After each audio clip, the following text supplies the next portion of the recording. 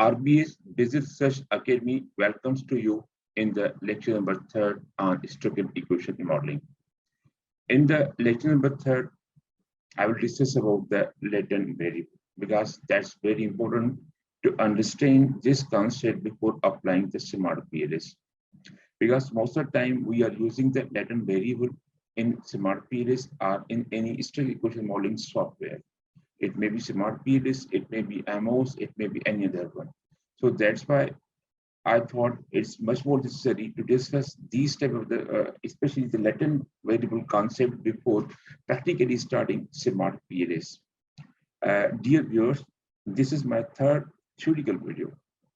The more two videos are available, and one is on the formative latent variable, and another is a reflective latent variables. Because these theoretical concepts are very much important before starting our practical work in SmartPLS. So that's why my objective in this video, third video, is again to discuss the concept of the latent variable. Is you should be able to understand what you are doing in SmartPLS and what is being happening in the SmartPLS. So now this is the like the model of the your latent variable in this one, the depression, and these are the four items of the depression. So we will discuss or understand in a detail regarding the latent variable. And I'm pleased to inform you that I have completed the online course from the SmartPLS Academy, and these 9 courses I covered during my online course. And now I can be called as a SmartPLS Academy certified trainer. So now, as you know, there's a latent variable. In the latent variable, basically, the two things are very important, like the endogenous variable. Now, latent variable are two types of the variable, endogenous and the exogenous. Endogenous, like we normally call is a dependent variable, and the exogenous we call is like the independent variable. And then latent variable are unobserved variable. Okay, now other name of the latent variable is unobserved variable, and on the other side there is an observed variable, and its other name is manifest variable. Because most of the time, sometimes we're using the latent variable, sometimes we're using the unobserved. So that's why I thought that you should at least be aware regarding the terminology of the SmartPLS, like stochastic equation modeling. So now this variable we use normally in the stochastic equation modeling. Now here, basically the question arises: what is latent variable and where it is being used? So latent variable is basically mainly we use in the social sciences. Although the use of latent variable is not limited to social sciences, but in other sciences we also use. But the most of the time we are using this these latent variable, unobserved variable in the social science, because we are also dealing with the social science. The people from the sociology, psychologists, like the business administration, commerce, economics, all are the part of the social science. Although the business administration people from business administration are from the public administration, they say we are from the management science. Okay, that's right. But again, they are the part. If we talk broadly, they are the member of the social sciences. So that's why most of the time we talk about the social sciences, and that's why exclusively, mainly we use these latent variable in the social sciences. Okay, because the social science are often deals with the concept which are not conceptually rather than directly measurable. So now the definition of latent variable is that type of the variable which we cannot directly measure. That is called as a latent variable. So most of the time in social sciences we are using these type of the constructs. Now construct, this is a construct and these are its items. Now in your question paper there are different variables are there. Each variable is your construct. So now in each variable there are different questions are there, like here you are looking at the questionnaire where the constructs are there. In each construct, there are different items are there. So that's why the construct, sometimes it is called it can be a latent construct, or sometimes it can be a observed variable. Okay. And like in the physical science, most of the time we are dealing with the most of them we are dealing with the observed or manifest variable, but it's not the case. Even though in physical sciences we can also work on the latent variable, but we talk about the majority of the times, most of the times we are using the latent variable, unobserved variable in the social sciences, and less time, yeah, we are using the latent like the variables into the physical sciences. Okay, then the psychology and sociology is abound.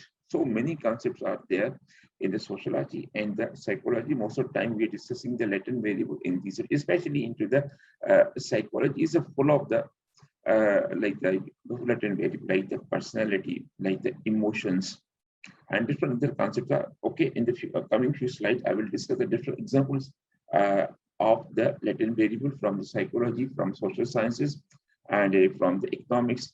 So we will discuss in this one. Even in the economics, we are also using your latent variables. And then latent variables are theoretical constructs. These are the theoretical constructs that cannot be directly measured. Again, the same definition I have repeated here. Okay. And then these phenomena are termed as a latent variable or the common factor. Its other name is also a common factor. The main thing you should keep in your mind that the latent variable is that variable which you cannot directly measure. Okay.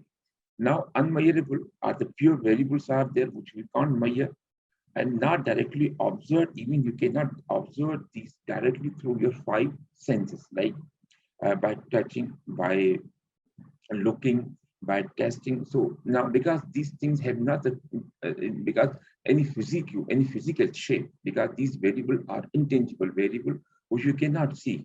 Just you can like they realize, okay, something is there. Like your emotion, you can realize it, but you cannot directly see emotions of another person, satisfaction of another your student or your employee.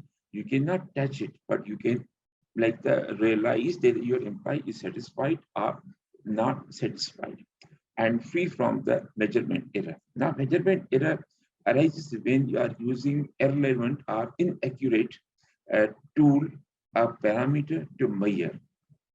Like the scale you're using, if the scale is inappropriate or there are some issues are in your scale, in the measuring scale, then what's happened? It will create some of the measurement errors. So here, because the latent variable is unobservable, it cannot be measured directly. So that's why there's no any issue of the measurement error. Then examples of the latent variable in the psychology, like the self-concept and the motivation, and another like education, verbal ability, and the teacher's expectancy, and so many other variables can be there. And here in the health, like in the especially in the medical sciences, latent variables are what? Treatment adherence, the how many up to what level the treatment was followed by a patient, and then compliance, how much compliance was ensured by a patient, by a doctor, and the well-being of a patient.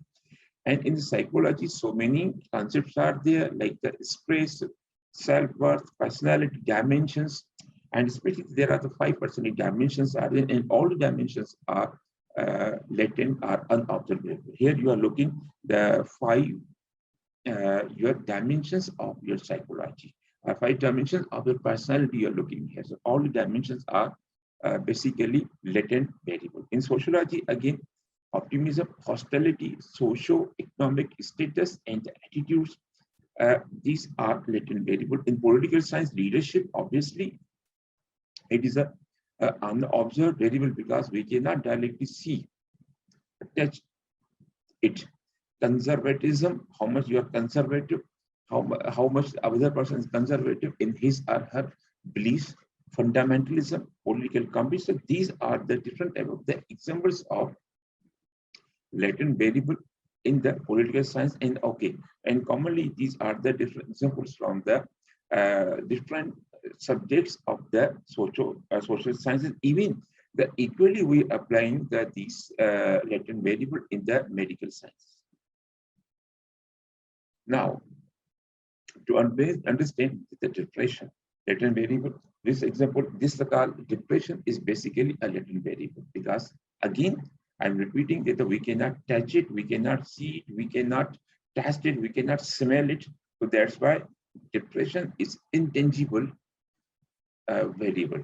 So in order to measure this, like the depression latent variable, we are required to get help from the different other variables, sub variables, or we can call the as items. So when we ask these questions from the questions regarding all these one, then we will be able to measure the depression. So that's why depression is a latent variable, because directly we cannot measure it, but we have to measure through the fatigue, insomnia, loss of interest, and the suicidal thoughts. Now I'm talking about the manifest or observed variable. Earlier I talked about the unobserved variable. Now latent variable are not directly observed, okay, and but the manifest variable are the directly we can observe it. Unobserved variable are linked to the one. This is the observed variable, and measurement is possible. So now it is possible you can measure the observed variable directly, although you can also measure unobserved variable, but not directly. And how to measure? You are required to measure it through any measuring tool. It may be a scale, it may be a questionnaire, it may be a weight machine. Different tools are there through which you can measure. That's why there is a measurement error. It includes the measurement error in it. And on the other side, the latent variable, they have no measurement error.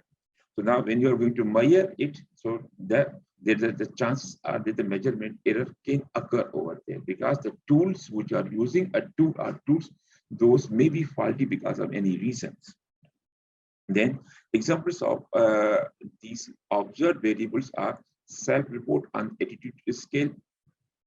Now here you are reporting yourself an attitude scale through a certain measures, like the scale from 1 to 10. Now it is a what? It is an observed scale, manifest scale. Then score on achievement test. Sometimes you are getting 84%, 50%, less than 50%. So now these percentages are basically observed or manifest, because directly you can observe. By looking at, you can understand the result of your the person or your student. Rate and inflation, like now it may be double digit, it may be single digit. Now by looking at the rate, directly you can understand. And then age of respondent. So these are the different examples of our observed or manifest variables. Now here these are the examples of this model from the AMOS, structural equation modeling, AMOS, analysis of movement structures. So these are different structures are there from the AMOS. Now just for understanding, so now these are in the circles. These circles, these are latent variable, and then these are in the columns like the block boxes. These are observed variable. Those are variable which are in the boxes, these are observed, and those which are in the circles, these are our